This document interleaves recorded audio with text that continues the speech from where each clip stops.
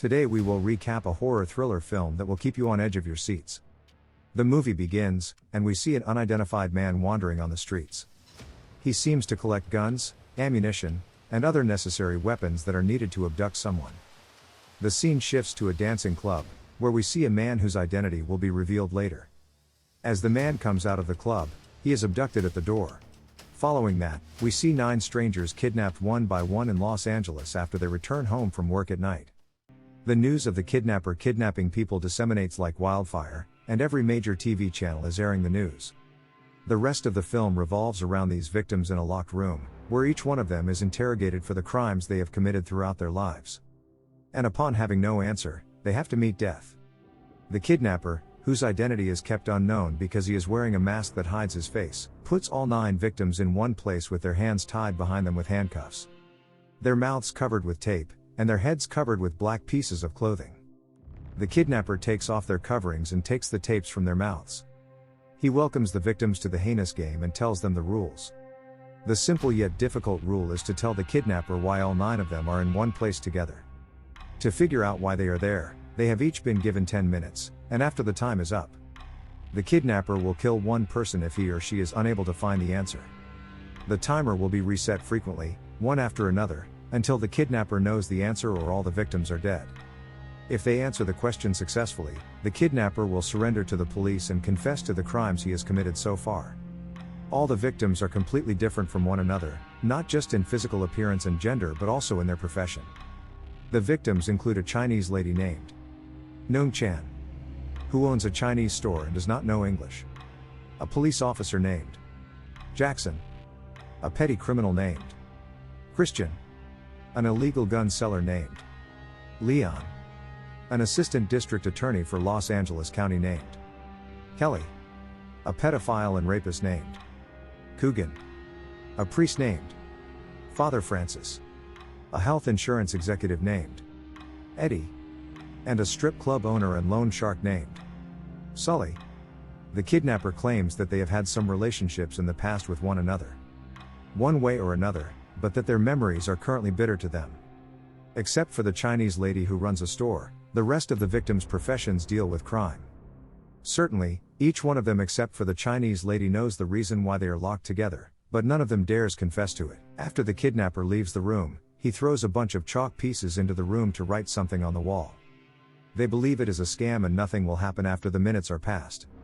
Leon tries to uproot the pole to which he is fastened. Everyone starts to talk with one another, but there is no plan or strategy on how to get out of trouble. They begin to confess to their trivial crimes, which they do not think are worth punishing. Coogan admits to the molestation of a small boy and has spent time in various prisons. Christian recalls an incident when he had borrowed some money from Sully for his drug business, but he was apprehended and imprisoned. However, in the month of May, when Christian was released from prison, he paid back the money to Sully, as he is well known for getting his money back from people. Nung Chan tries to say something about herself, but to her disappointment, no one understands her as they are all English speakers, whereas she is a Chinese woman. They start arguing that it is a prank that is being played on them, and between their discussions, the timer gradually goes to its end. As the 10 minutes come to an end, the kidnapper enters the room and shoots dead Christian for not answering the question that he had left for them to answer before he left the room. But before the kidnapper kills Christian, he whispers the answer to the question he has been asking all of them into Christian's ear. After Christian hears the kidnapper, he pleads with him not to kill him. But he does not listen to him and takes Christian's life. He sets the timer again with the countdown starting at 10 minutes, and the kidnapper leaves the room, creating an atmosphere of fear.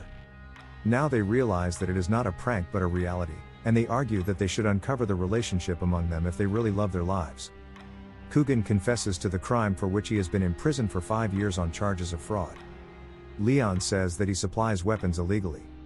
Eddie reveals that he works in a health industry where the company experiments on drugs and that he once made changes to his brother's medical report to get him free treatment. Kelly says she and Jackson have had a liaison, and his wife divorced him upon knowing about their affair. In the meantime, Leon frees himself from the handcuffs, and instead of helping release other victims, he tries to run away. But before Leon can run any farther, the kidnapper injures him, and while taking him back to his place, the kidnapper tells him that he has been working on this plan for the last 2 years. As the timer comes to an end, the kidnapper comes back and shoots Coogan dead after telling him the reason for their being together. Before he leaves the room, he announces his next prey, and that is Leon. Now that there are only 7 people left, they must figure out the answer or face the same fate as Christian and Coogan. Chan stares at Kelly as if she were to recall something, and she says something in Chinese while looking at her. Then, Kelly looks at Chan, and she remembers that she was her lawyer some 2 years ago. Once, Chan's store was robbed, and Kelly falsely apprehended the thief, who was none other than Wade. They assume that it is Wade who is taking revenge on them. Leon reveals that he killed his brother for money several years ago, dumped the body somewhere, and sold the weapon he used in the killing. Meanwhile, the timer comes to an end, and the kidnapper comes in, kills Leon, and leaves. Father Francis now tells us that an unknown sinner once came to church seeking salvation. Francis says Wade did not rob Chan's store, and upon hearing Kelly, she demonstrates that it was Wade who had robbed the store and that Chan had identified him herself. They believe that the real thief was Christian, and now Wade is avenging himself on them by locking them in one room. Jackson reveals that Christian had robbed Chan's store the same day he was released from prison because he had to return the money to Sully that he had borrowed. The time comes to an end, and the kidnapper walks into the room. He calls Sully the bone of contention, saying that if he did not lend money to Christian, he would not rob the store to return him his money and that Wade would not get falsely apprehended. The kidnapper points his gun at Eddie, and as he opens fire, Father Francis jumps in front of him and gets himself shot by a bullet. After that, Kelly believes that the kidnapper is Wade, but he refutes the claim made by Kelly. Now, Jackson turns towards Kelly's case, and he asks when and for how long Wade remained in prison. But Kelly remembers nothing, and she says they should think about getting out of this plight and that they should let the sleeping dogs lie. Sully ponders the past, and he finds something relatable about being held hostage in one place. He says after Leon killed his brother, he sold his gun to Christian, and with the help of that gun, Christian robbed Chan's store. Mistakenly, Chan identified Wade as the thief instead of Christian. Kelly sent innocent Wade to prison, and Father Francis did not inform the police even after knowing the truth. Next, we see the kidnapper come in as the timer comes to an end. He murders Chan after giving her a note written in Chinese, which we will discover later. Kelly pleads with the kidnapper and says she is a mother and that her son cannot live without her. The kidnapper gets irritated and lashes out at her for scapegoating her son to get herself out of the predicament. The kidnapper already knows that Kelly does not care about her son and that she spends very little time with him. The kidnapper tells Jackson that he should be angry with Kelly because he is the father of her son and that, after breaking up with her, he had no idea she was carrying his child in her womb. As the kidnapper goes out, Kelly reveals the truth after the theft. Cops arrested Wade.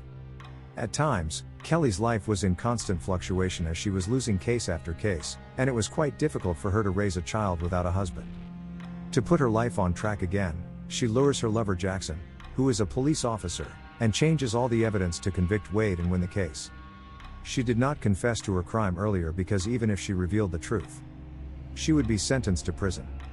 Eddie remembers when the kidnapper heard Kelly scapegoating her son, and he gets angry. Upon this, Eddie conjectures that Wade is the kidnapper's son. Before Eddie can solve the riddle, the kidnapper comes in and kills Sully. Eddie recalls that Coogan told him that he molested many children and had been to many prisons. Eddie presumes that Coogan might have molested Wade when the former was imprisoned. Eddie claims the kidnapper waited 2 years to exact vengeance because his son Wade may have survived for 2 years after being released from jail on false charges. The reason Eddie is with them is that he works for a company that manufactures medicines for the treatment of HIV. HIV treatment was too expensive for poor people to get, and the company did not treat the poor. Since Wade was poor, he was not given treatment, and it was Eddie who rejected Wade's application. After this, they share the whole matter with the kidnapper, which turns out to be exactly correct. After hearing from them, the kidnapper unmasks himself and tells them how he saw his son dying in front of him. He wants them to realize that they took the life of an innocent. The kidnapper releases the remaining 3 people who did not commit a crime.